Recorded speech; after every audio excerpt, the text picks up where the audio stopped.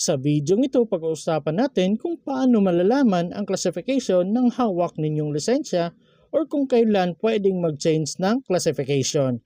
Kaya tara, samahan niyo ako at panoorin natin ang video na to. Pero bago yan, sa mga hindi pa nakasubscribe sa akin, kayo na ang bahala. So marami nagtatanong sa atin kung paano daw malalaman ang classifications ng hawak nating lisensya. Kung non-professional pa lang ba or professional na. Kasi kung titingnan natin ngayon, ang bagong driver's license natin ay wala nang nakalagay na non-professional at professional dito. Sa harap ng iyong lisensya, i-check mo ngayon ang sayo. O diba, wala na siya? Pero hindi ibig sabihin yan na tinanggal na nila ang sistemang ito. Sistema meaning new classification ng non-professional at professional. Kasi makikita mo pa rin ang non-professional at professional na classification sa likod ng lisensya ninyo. Dito sa likod may makikita kayong mga code na nakalagay. So yung unang code na makikita ninyo ay yung mga subcategory ng ating driver's license code ng mga sasakyan.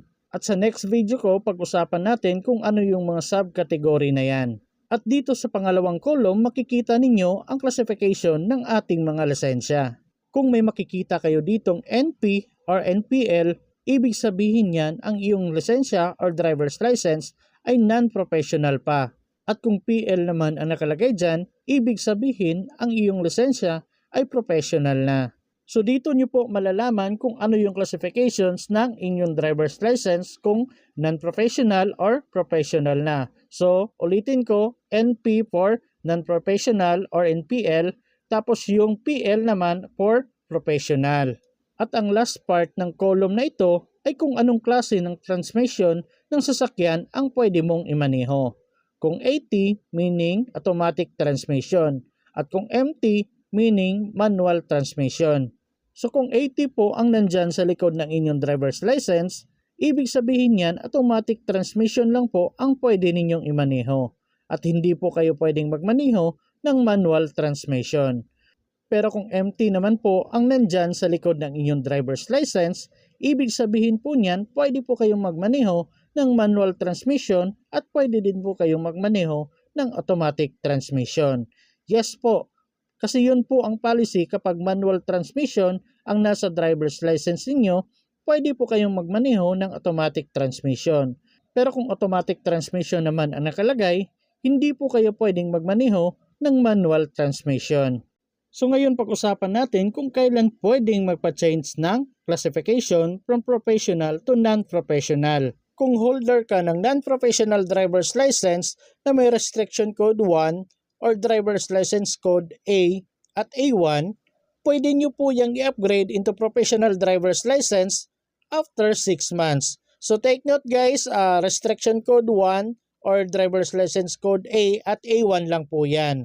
Pangalawa, kung ang driver's license mo ay non-professional, tapos ito ay may restriction code 2 or driver's license code B, B1 at B2, dapat holder ka niya ng at least 1 year para pwede mo siyang i-upgrade into professional driver's license. Next, punta tayo dito sa pangatlo.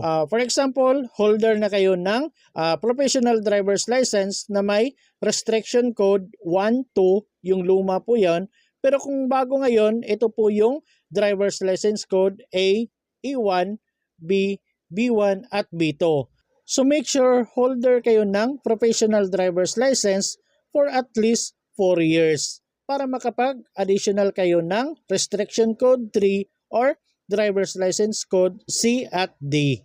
Pang-apat, para sa mga gustong magpa-additional ng code dahil gustong mag-drive ng trailer or mga articulated vehicles or gustong magpa-additional ng restriction code 8 or driver's license CE, dapat holder po kayo ng professional driver's license C at D for at least 6 months. So kung naabot mo na itong mga months at years na required ng LTO, doon ka pa pwedeng mag-change ng classification or magpa-additional ng restriction code or sa bago ngayon, yung driver's license code.